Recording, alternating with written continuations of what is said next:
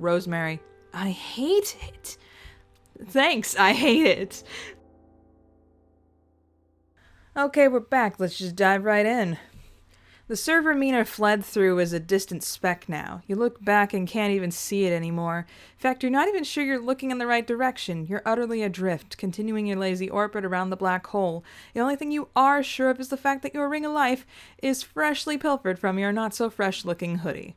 It doesn't really bother you, though. It's not like you had any plans for it. Taking it from Arania was like a bonus as far as you were concerned.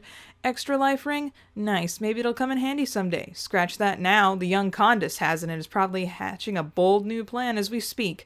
Not that those plans will ever have anything to do with you. Hours and hours slip by. Your eyes starts to hurt?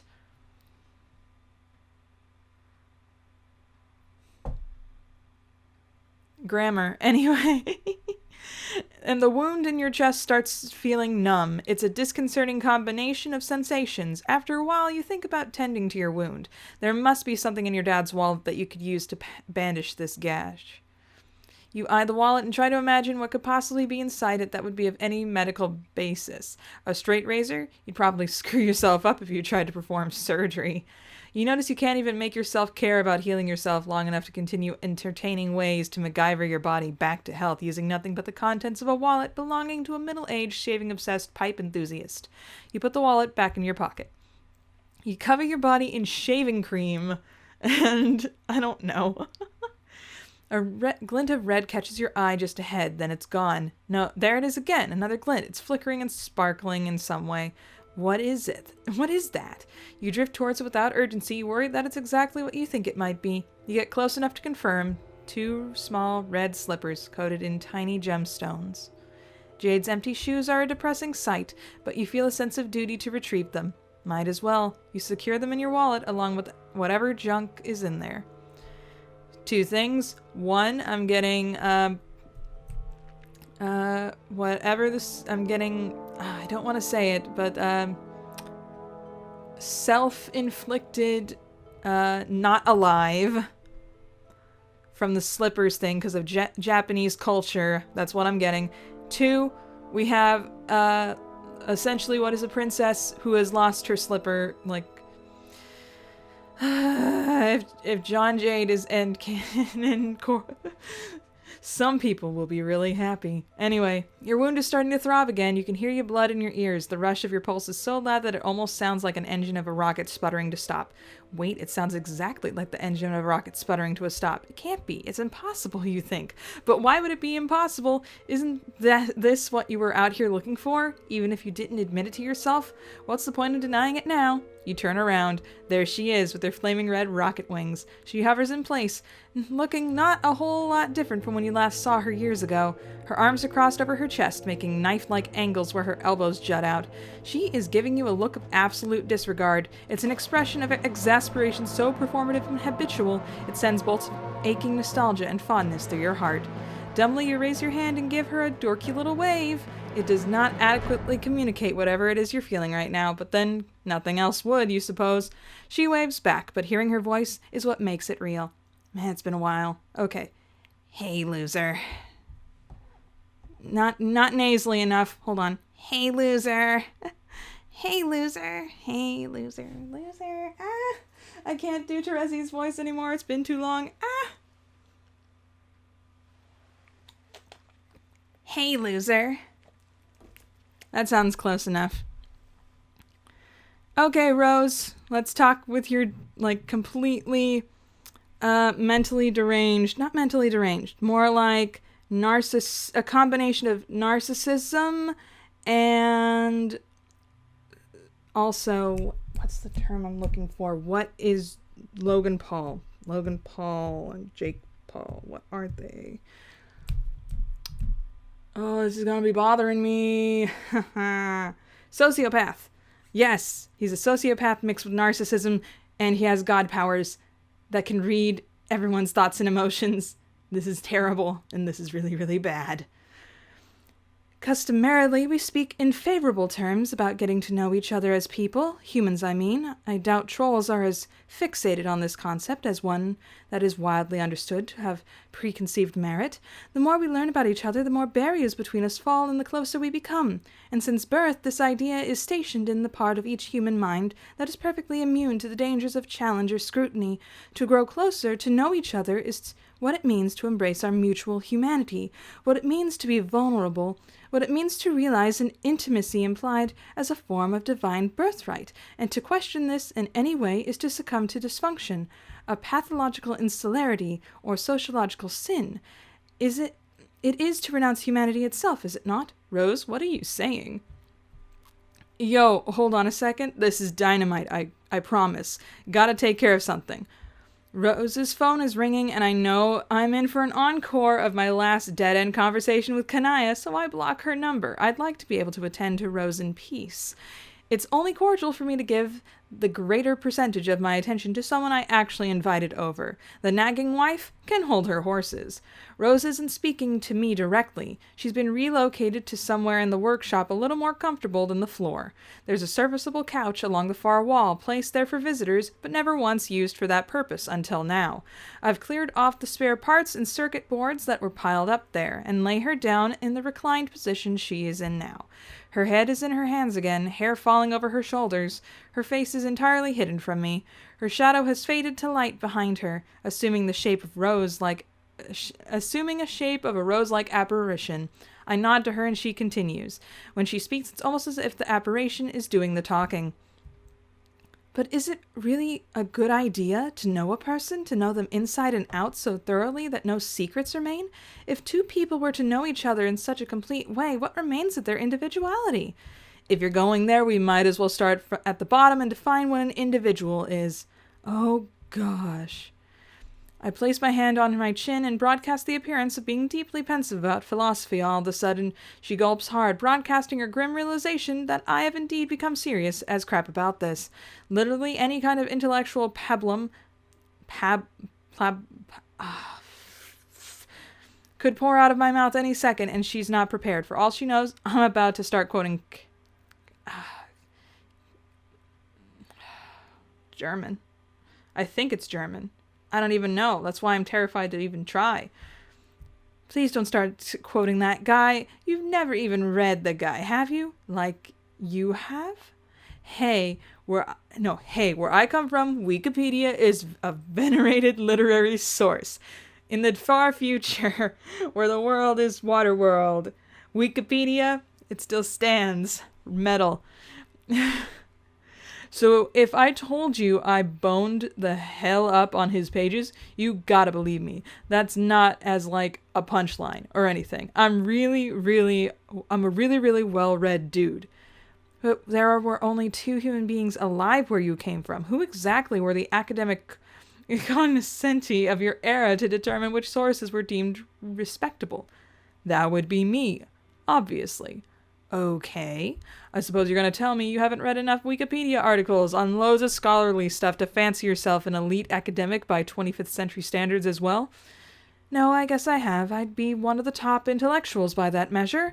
A measure set by, I guess, literally one solitary self-absorbed teen boy for the express purpose of making himself feel clever. Absolutely correct. Pretty astounding when you think about it, that... What? That apparently any given era, the standard for depth of intellectual mastery is inversely proportional to the depth of the ocean. Really makes you think. Why? Does it? No! That's one hell of an observation regardless, considering we've firmly established the fact that we've both read the entire Wikipedia page on self-determinism, like possibly more than once even. Let's have a total amateur debate on philosophy. Hit me with the classics. I'll go first. God is dead. My God's not dead. He is surely alive. Text all your friends if you saw the movie in the theater. Sorry. I'm sorry, Nietzsche. Okay. That's a good one. Careful where you say that. You could really ruffle some feathers out there. I'm not an idiot. I keep my potent rhetorical weapons of pure logic safely holstered at all times. You go. I think, therefore, I am. Solid. Check it out, though. The Hegelian dialect on history. Holy crap. Not sure I can keep up with this. How about subjectivity is truth? Wrong, but valid. Thank you, Dirk.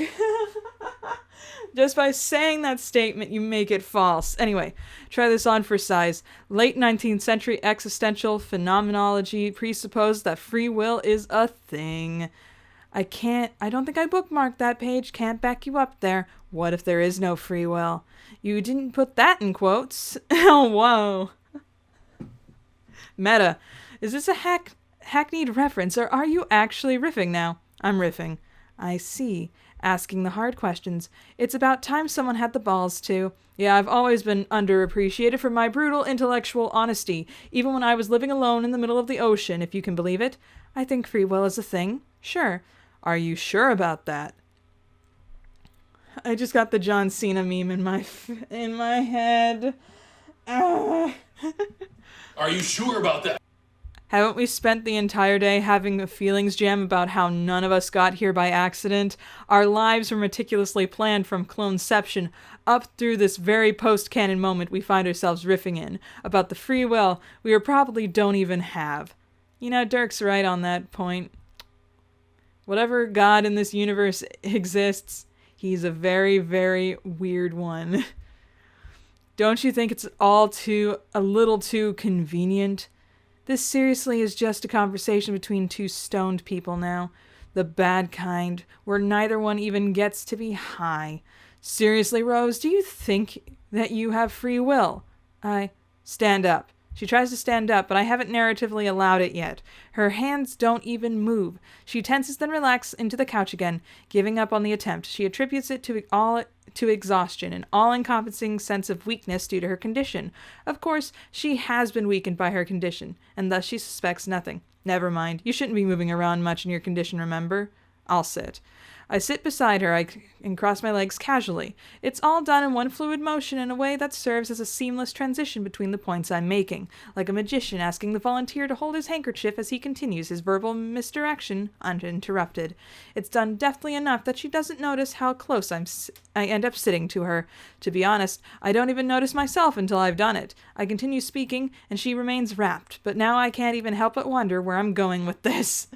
This is why you'd make a terrible god, Dirk.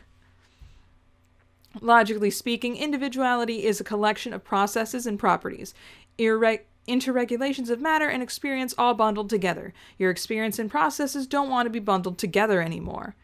A moment goes by and she's quiet, perhaps puzzling over what I said.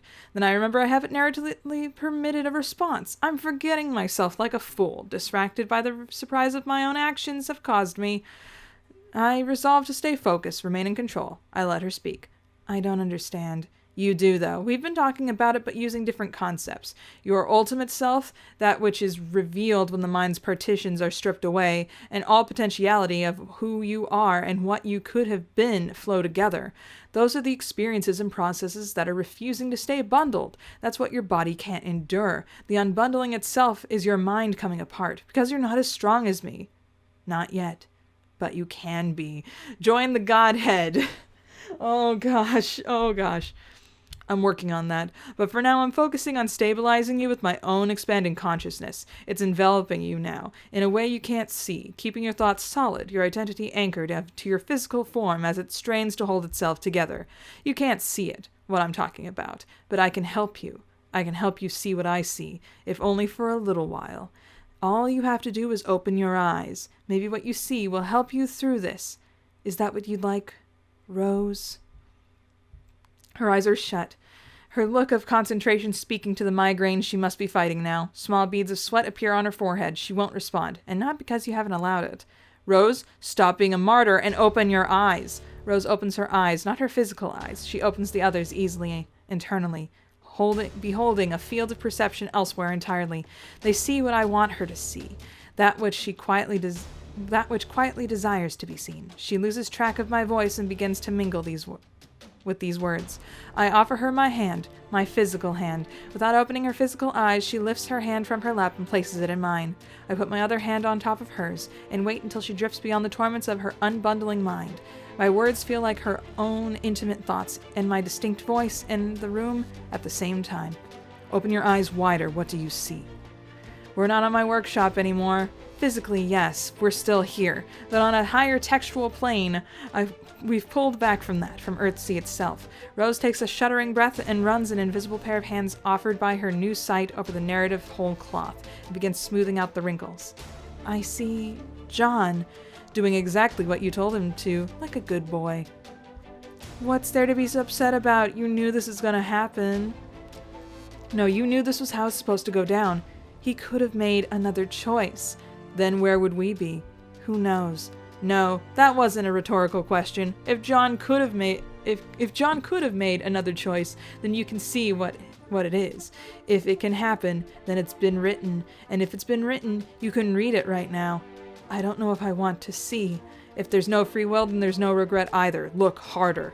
She looks harder. I'm not going to describe what she sees. First of all, that would be spoiling it, unless you already know, in which case, what's taking place here qualifies as something closer to dramatic irony. But if you really want to see it for yourself, stop what you're doing, flip the whole thing over, and begin again. I'll be right here when you get back waiting. Trust me, no one's going anywhere. No, I'm not going candy route. I'm going to finish this meat route before things get too crazy. So what do you think? It's difficult to say. I suppose there are negatives and positives. I can't say if the option would be any better or any worse than what we're experiencing now. Whichever way our fate unravels, there's too much of something. Too much blood, too much sugar. I almost can't see through it. It's as if our extra canon reality, our surroundings, our actions, and their consequences, they've all lost the ability to blend ingredients responsibly. Do you know what I mean? Yes. As if the moment we've entered the victory state, everything began to slowly congeal, and when John made his decision, it accelerated the process. The congealing intensified, causing a short, grotesque conceptual clumping, concentrating the constituent properties of consumption into unbearable doses, like when you get to the bottom of a sweet drink and all that's left is syrup. It's growing dark around her again. The apparition she's been projecting behind her fades, and she starts to bleed light and shadow in all directions. Her physical eyes are open now, and shining bright. It's a striking sight. She's beautiful, actually. Diaphanous and disheveled, filled with limitless light of metaspiritual curiosity. But for all the effervescent mysticism of her otherworldly becoming, I feel like this is the very first time I'm truly seeing for what she's always been to me. She's my daughter, in every sense of the word, my equal, my mirror. It used to be odd to consider it a technical fact I accepted as a genetic reality, but nothing that could ever quite penetrate down to the soul. But in this moment, it doesn't feel strange at all. It feels right suddenly, and I know she must feel the same way. There's no way she doesn't. All she needs is a nudge in the right direction. We're family. We belong together, and after years of micromanaging the inconsistent and confused desires of total imbeciles, wouldn't it be a relief to have someone by my side who understood me? Jeez, Dirk. You're almost there. All your eyes are open, Rose. Now all you need to do is take a step off the precipice. It will be a long fall, but I'll catch you. But what if the person you catch isn't me anymore? Who gives a crap? She'll be better. And there, right there, is the moment she lets go. She uncouples herself from the creaking, buckling partitions of her physical mind, and her consciousness dissolves into space more vast, a domain given structure and order by my words and conviction. She's permitted the barriers between us to fall, to allow us to know each other more perfectly. As she is saying before, to resist this, to question it in any way would to succumb to dysfunction, to pathological insularity, to sociological sin. Would it not be to renounce humanity itself? Yet, ironically, renouncing our humanity is exactly what we have arguably just done. Good riddance, I say.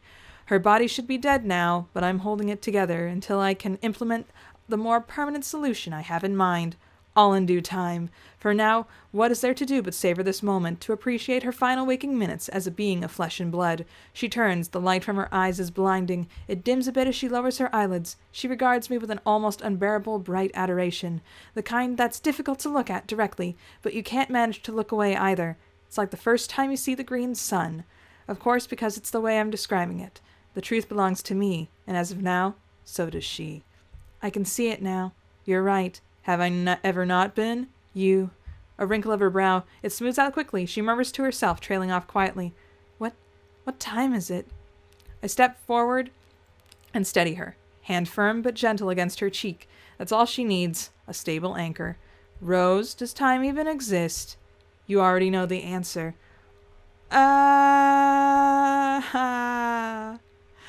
Oh, gosh. I gotta keep going. This is too good. Okay. Jade kicks her shoeless feet behind her as if she's swimming with the current of the gravitational waves pulling her ever closer to their source. Her feet aren't completely bare. They're still covered in her gray striped witch stockings, but the ruby slippers are gone. She kicked them off hours ago as if to jettison all hope of returning anywhere resembling a place she used to call home.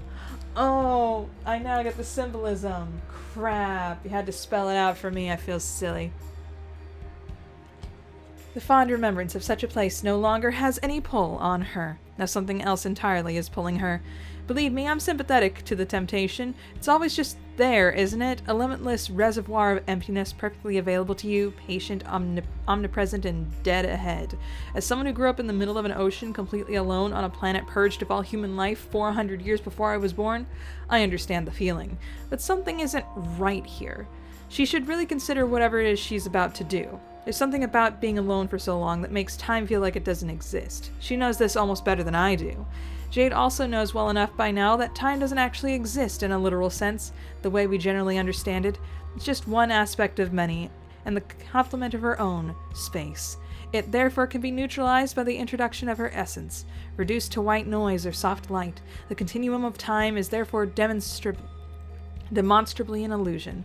The field of sequential moments and physical conditions that stretch on, resulting from the mirage of loneliness, is pure projection from the disproportionate attention given to a single side of one cosmic polar pair of ideas, time.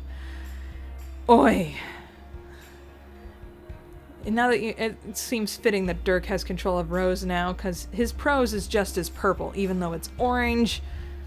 It's a way of saying and thereby altering her mind to what she already knows, that this feeling of all-consuming solitude and despair haunting her since childhood, it's in her head.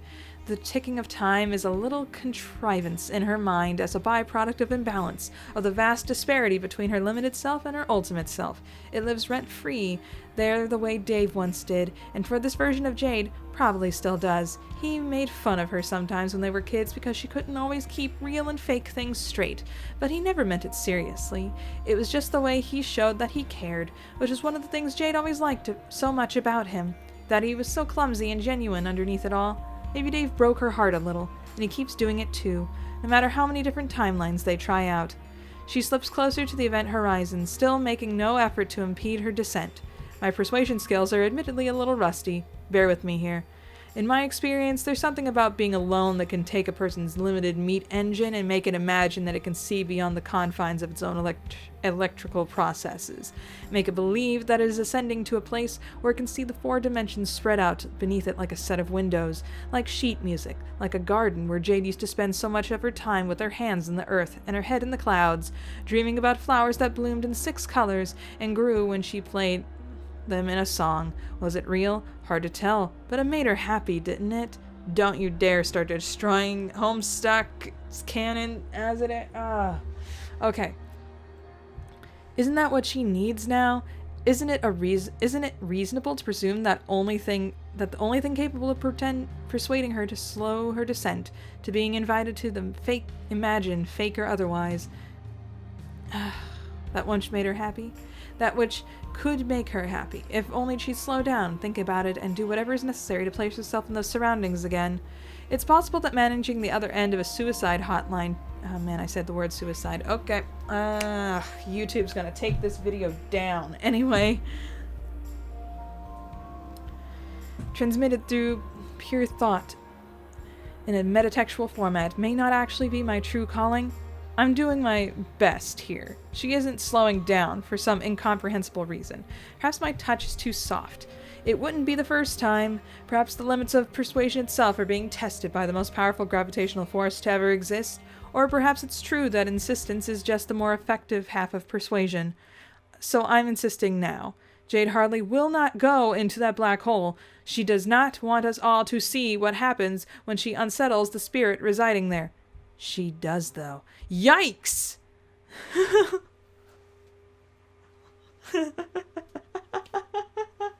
Calliope's just like, shut up, Dirk. The collective fan base is is tired of your meddling. You have broken too many hearts. I'm going to destroy your mind. Jade throws on the brakes. I say she does, but now the gravity is overwhelming. Is she even trying to resist, or is that just useless to try? I'm not sure I can tell. Jade realizes, preferably before it's too late, that this is serious. She needs to turn this around. She doesn't want this. She doesn't want to die. She wants to return to me. All right, I'm done messing around. Your name is Jade Harley. You decide right now that you do not want to die. You resist the pull of the black hole with all your might. What would killing yourself accomplish? Surely most of your friends are dead, but John is still looking for you. Do you want to let him down? Do you want to crush his soul? Do you have any appreciation for what he's going through, Jade? He can take you home to your new home, Earthsea, the home I made for you, Jade. Your friends are all there, alive and well. Rose, Dave, Carcat, slutty adult Jade, Jane, Jake, Roxy, me. You wouldn't want to disappoint them. You wouldn't want to disappoint me, would you, Jade? You can avoid all this. The unpredictable consequences about to be unleashed by your thoughtless act. You can turn this thing around. It's not too late. But it is too late. Jeez! You're so close now to the ceiling of this cancerous deformity. Too close. Just skimming the edges of this thing's vicious horizon. You dip your toes through the place where the singularity is snapping everything apart at the seams. It's so loud that it's completely silent. You can already feel yourself stretched thin, distorted, pulled out by your descent, elongated for all eternity. When you look down, the stripes of your witchy tights go on and on for miles. Please, Jade, don't ever say I didn't try to stop this. She closes her eyes and lets go. Whew. Calliope is not having this, Dirk. She will fight you.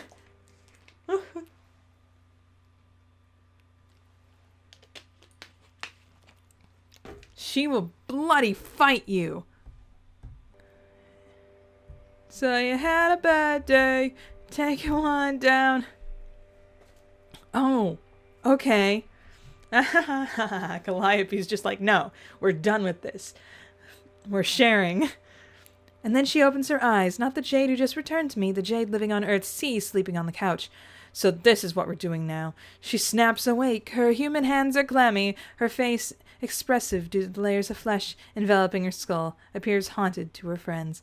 Oh my gosh! Jade! Jade, are you okay? Callie, hurry, she's waking up. John? Rose? Is Dave... What happened to... Yo, it's cool. Dave's cool. Rose is cool. Everyone's just straight chilling like usual. I see how it is. You don't even intend to acknowledge me? Real mature. If you're going to force the issue of this little meta-narrative tug-of-war between us, the least you could do is establish a clear adversarial dichotomy between our opposing goals. No, she's not going to do this. She's not going by the book. This is Calliope. Jade stares straight ahead, feeling the weight of Roxy's arms around her shoulders. She derives no warmth from the interaction. Her mind is being flooded by the memories of her deceased splinter self, the chaos of battle, the excruciating impalement, the feeling of floating alone in the void. A chill spreads through her body. She'll never be the same again. Actually, you know what? I think Jade's doing just fine. She's wobbly when she gets off the couch, sure, but a little metaphysically stunned, but pretty used to the sensation of having a doomed self fold into extra space in her gray matter. You know, considering it's already happened before. Remember Jade's sprite? People always forget about Jade's sprite. So maybe we could stand to dial down the melodrama just a bit. When Jade looks towards Roxy, her eyes are completely black. Whoa, what the actual Are you in there, Jade? Jade does not answer. The dead cherub scans her surroundings, expression neutral.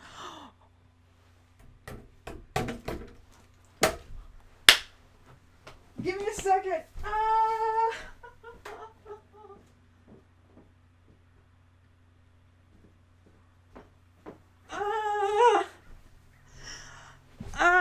Okay. I am clutching a stuffed animal like straight to my chest. I should be fine. Okay.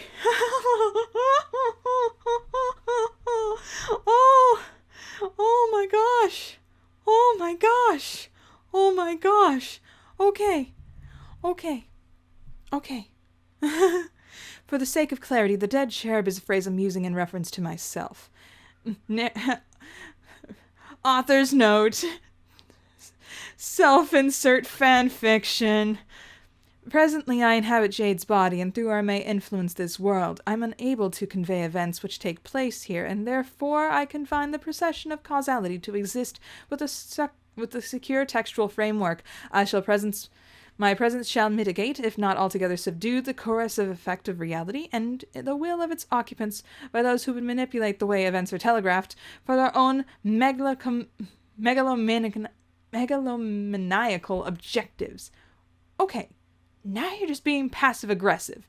Despite his pretensions to a greater design, the Prince of Heart cannot be allowed to continue to exert unchecked control over the authoritative recitation of events on this side of my horizon. It cannot be overstated the extent to which he represents a threat to the continued existence of both this world and corporeal life itself.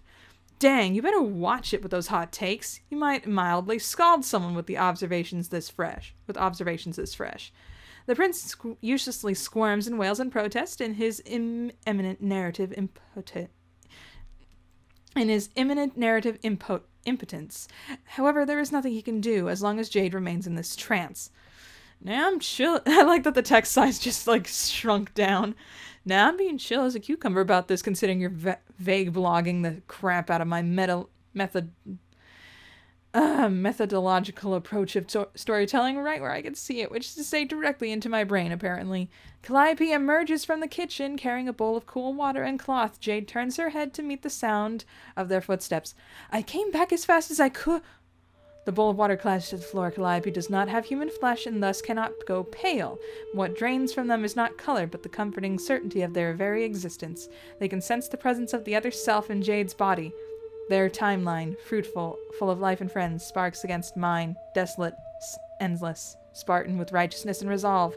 Our divergent arcs collide in the primary of their subconscious, bringing to the forefront of their mind the bleak fate they avoided by narrative fiat alone.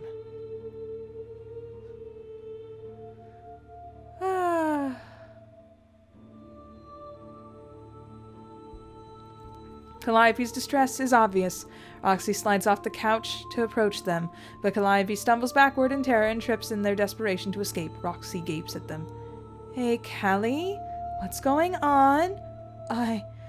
Calliope, it's okay, just talk to me. Calliope does not talk to them. Roxy looks to Calliope, then to Jade, sensing that there's dark energy coursing between them. One of you just effing say something already! Finally, Calliope lets out a shriek and flees the apartment. Roxy appears as if they intend to run after them, but finds themselves drawn back to Jade. They return to their couch as an unnerved look begins to disturb their features. Jade says nothing. She gives no indication that I inhabit her body, aside from the unusual appearance of her eyes. Anchoring myself there, in this host, is enough to serve my purpose. There's no need to operate this body beyond keeping it in reserve as my silent yet alert vessel for my cognizance. There is other priorities I must attend to, cosmologically. The work is very important. The prince must be kept at bay. Yeah! Yay, Calliope, saving the day. The work, get some pretty self-important vibes here, like maybe someone needs to get over herself. I was just having a little fun. Ever hear that, dead skull girl? Didn't think so. Feels really heavy-handed suddenly, like you're making a federal issue out of what should be light, entertaining stuff. Just a bunch of loser adults trying to be people they grew up to be in the best ways they know how. But no, I guess you know best. Being an impossibly ancient alien recluse with virtually no exposure to human culture, emotion, or values. Yeah, go ahead, just take over. Sounds fine. Sounds better than what you're doing right now, Dirk. What with your no exposure to culture, emotion, or values? The prince finds that his hold on the narrative is slipping through his hands. There's an old myth in Earth culture about katanas, that if you keep the blade wedded to a mirror sheen, it can cut a silk scarf falling through the air cleanly in two. His hold of our perceptions shall be severely just as lengthy. Yo, I get that you're in an attempt to spin a metaphor both relevant and specific to my self-made symbology here, and I appreciate the effort. I really do, but I just cannot stand by and let you shamelessly spread such irresponsible and misinformation on the subject so near and dear to my heart. The katana is a cutting weapon. Inert, it's harmless. Deceptively so, as you might say. Most dangerous things can appear banal when inert, but that's just basic physics. It's actually the motion of the katana that makes Roxy sets a cool cloth on Jade's forehead and frowns. They are worried and confused, but determined to care for their friend. Hey, I'm in the middle of turning your apocryphal... I should be able to say apocryphal without stumbling, but I'm just used to seeing it as a word and not saying it. Apocryphal metaphor into something with substantive allegorical weight here. I'd appreciate it if you would. In his haste to manipulate the events surrounding doomed Jade's ascent towards an outcome favorable to himself, the prince has unwittingly revealed several glaring weaknesses. By dictating the reality of others through expressions which he and he alone can relate to, he resorts to comparing all experience to his own, presuming his status on his side of my horizon would go forever unchallenged. His hubris went unchecked. He exposes too much of himself to all who would observe his wanton display of self-gratification. Wow. Many of his personal biases and experiences have leaked through the seams of textual causality, leaving them vulnerable to exploitation by an adversary. Experiences such as the sensation of presiding over a vast empty ocean, his ocean, which determines his horizon. It is a barrier, not real, but psychological, symbolic. No matter how much power he achieves as a man, he knows that there are horizons he perceived as a boy which he may never cross, and yet I have crossed mine, with the express purpose of perpetually and eternally reminding him of his limits and enforcing them. Limits which, like his vast empty ocean, serve to remind him that he is oh my gosh. Phenomenal, if not literally alone, that he has experienced loneliness intimately and absolutely, just like I have, but unlike me, he's terrified by it, and I, unlike him, understand all too well that the children left alone are those who despair at being ignored. I hate you. I hate you. You're boring, your narrative voice is a drag, and someday I'm gonna make you pay for this. There, can you hear it? Of course you can't. Even if you could, it would sound like nothing at all.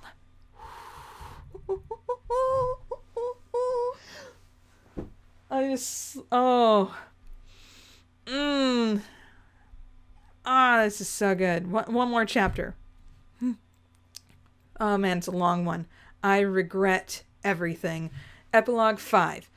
How long have you been watching?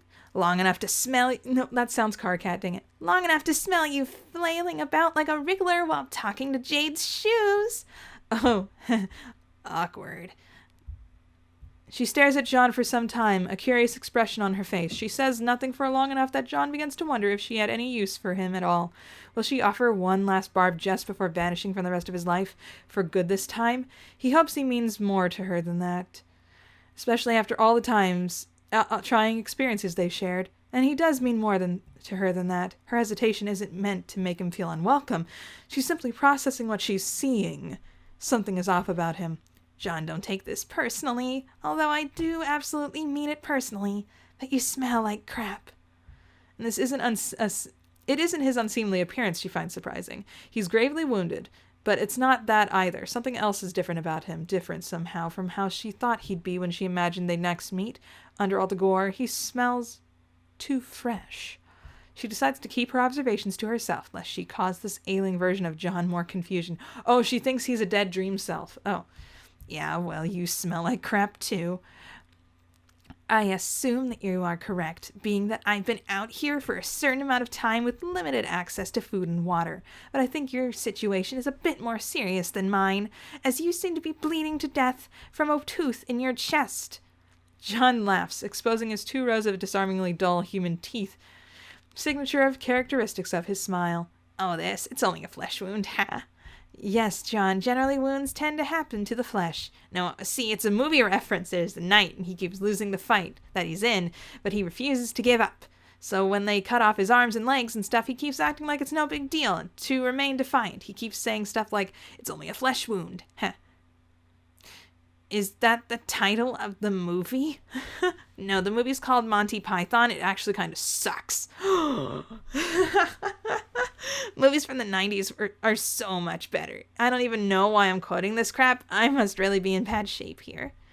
Terezi tips her head to one side with what John personally regards as a cute expression, one he believes is unique to her. Whether or not he's correct or not, it's his belief that there is no one else who emotes in this manner. It's both quizzical and mocking, two descriptors that he considers to be an apt summation of her personality as well.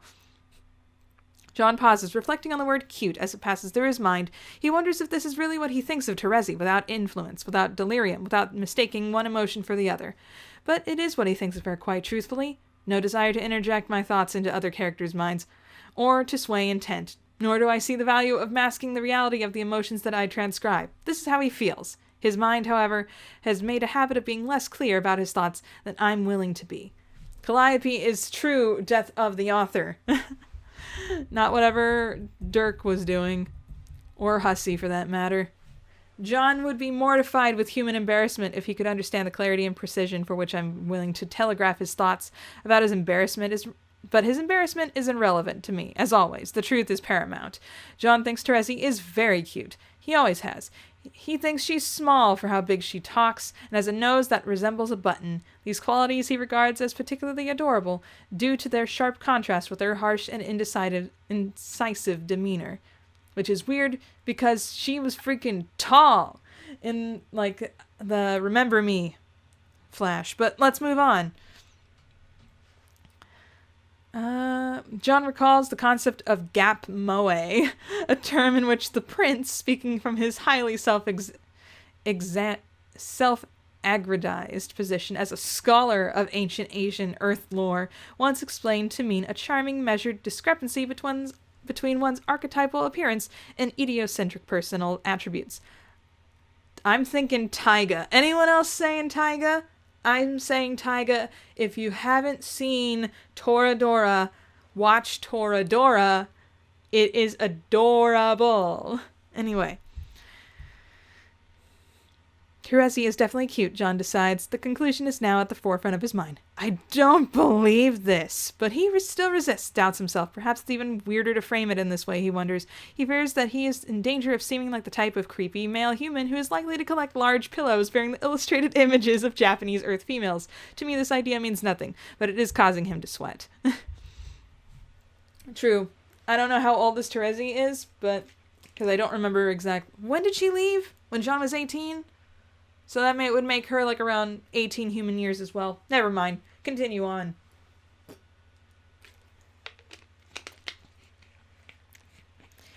He is worried that these thoughts are entertained by a man of low character, by perhaps a scoundrel. His worries are interrupted as Terezi floats over and flicks him on the forehead. Don't strain yourself thinking too hard there, Egbert. Yeah, now that I think about it, that was a dumb metaphor. It's one of those weird earth things that probably is impossible for an alien to understand. Maybe it's the blood loss. I'm probably making a fool of myself around here. John, your monkey python anecdote was vintage Egbert tier Adora stupid. Don't worry about it. Besides, on Alternia, it would be considered weird for someone to stop a fight just before losing a limb. Really? Yeah, if someone in the military ran away just for that, they'd probably get culled. Wow, Alternia sucked. Yeah. I'm getting John and Terezi's voices mixed. Suddenly, Terezi sways, feeling woozy. John reaches out to catch her shoulders, steadies her, now closer, examines her face in detail. Her complexion is chalky. Compared to humans, trolls have little color to lose. When they feel ill, there's a pallor to them, a dusty quality running deeper than the surface of their skin. Whoa, are you okay? Of course not, John. I'm in the process of starving to death. Didn't I just say I've been out here for a long time? All right, I'm just worried about you, idiot. You don't need to jump down my throat about every little thing. Oh gosh, Toradora feels. I'm sorry. Get back over here. Oh, stuffed animal. I'm sorry. Just how long have you been out here, Terezi? I have no idea. Time definitely passes differently around here. And not always in a straight line. Sometimes it feels like I've been here for hundreds of sweeps, and I'm not even sure that's not true. It's hard to stay anchored. Ew, that's pretty heavy. Yeah. Here, look. I found my dad's wallet floating out here. Like, randomly? Can you believe that? Let's see if there's any food in it. She hesitates, weighing her temptation to playfully antagonize John against the virtue of sincere expression. There are times she worries the latter may be more appropriate. Thanks, Egbert. No problem, we're friends, Terezi. It's not like I'm gonna let you die out here because we bicker sometimes. You don't have to be on guard. Actually, I'm glad to see you. I've been thinking a lot about you lately. When John opens the wallet, the first thing he sees stored in the capacious modus is a spare car.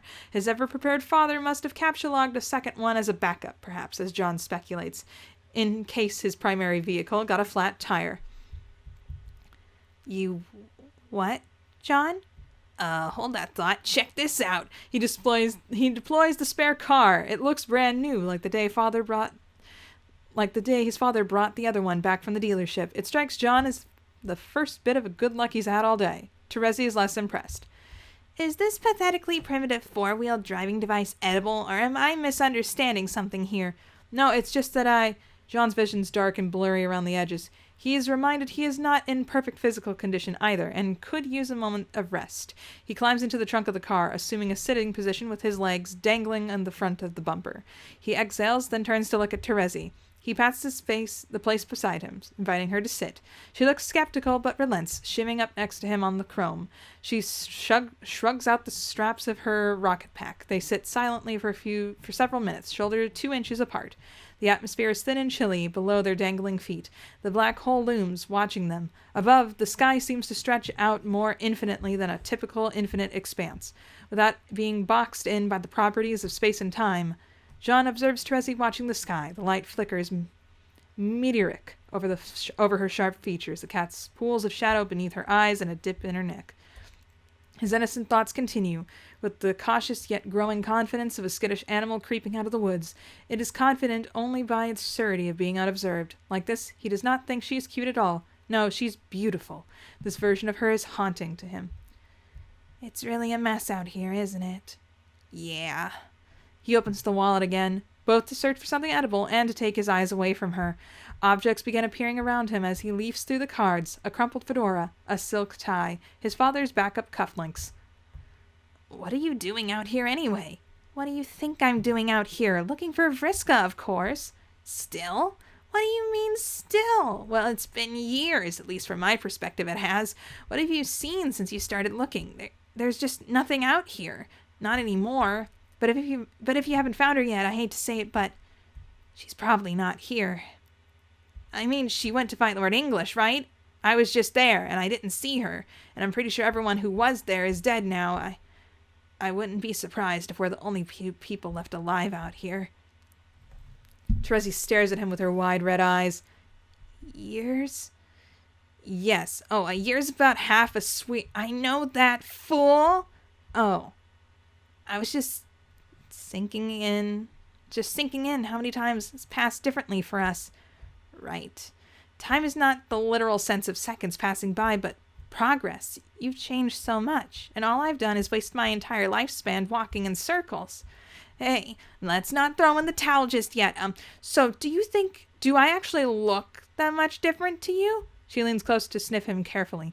You smell older, but not as old as I thought you'd be. What does that mean? Oh, don't worry. Oh, what is that? Terezi appears delighted. She snatches something out of the... shaving cream! Terezi, no, that's not food. It's too late. She sprays the airy white foam directly into her mouth. She's slurping the earth product known as barbasol greedily, groaning in pleasure as it runs down her chin in viscid, frothy rivers. John's eyes bulge at the unappetizing spectacle. He watches with a strange mixture of disgust and fondness. He briefly wonders about the calorie value of foam. However, regardless of its nutritional merit, it does appear to have restored some of her vigor, so he decides not to interfere. He feels a twinge of pain in his chest and considers it may be on account of missing her so greatly. But no, it's just my brother's tooth lodging deep into his chest, spreading its poison. It really should be extracted before it's too late. Do you feel better? Yes. That's good, but personally speaking, I feel like total crap. I think we should go back. Home, I mean. No. She grabs him by the shirt. Her voice begins to waver. He notices desperation in the dark circles under her eyes. Please, John, can we just stay a little longer? His mind knows he must say no. His sense of self-preservation insists on it, but he simply can't. He redoubles his effort to ignore the pain. He fights back tears. She can sense his great struggle, but says nothing. With a tilt of his head, he gestures towards the car. Okay. We can stay a little longer. Why don't you have a rest in the back seat so you can save your energy? I'll drive. Not literally drive, but you know. Terezi crawls in the back while John floats into the driver's seat. He summons a gust of wind to propel the car through the decaying medium, as he once did on the battlefield so long ago. The cat is crying at me. No! You okay? Speedy, I'm in here, silly bones. Speedy. Hey, over here. Hey. Yeah, you come in here. You come in here with me. It's okay. See? You're not alone. You're here. You're here with me. Isn't that good? Good kitty. Aw. You were just so lonely. You were so scared, weren't you? Mwah. Mwah. There's a good cat. You're purring. Yeah, okay. You can sit on the floor. I need all the space I can right now, and I'm pretty sure you don't want to be held like this for too long. Good. There you go. Down you go. You feeling better? You feeling better? You feeling better? Okay, good. Okay. Sorry about that. When an elderly cat needs attention, she needs attention. Anyway. Whew! Terezi closes her eyes the moment her head hits the seat. She snores heavily. John makes a concerted effort not to be creepy about it by his own estimation of the world's meaning, yet cannot stop looking at her in the rearview mirror. He tells himself it's to make sure she's still breathing. That's just to make sure she's actually there. Okay, I gotta stop right now. I gotta stop. This has been going on for too long. See you guys in the next one. We're getting so close to the end. Oh my gosh, we're getting closer. So close. Hey there. Consider becoming a patron, just like the phenomenal Gerald Thomas and Bleed Red.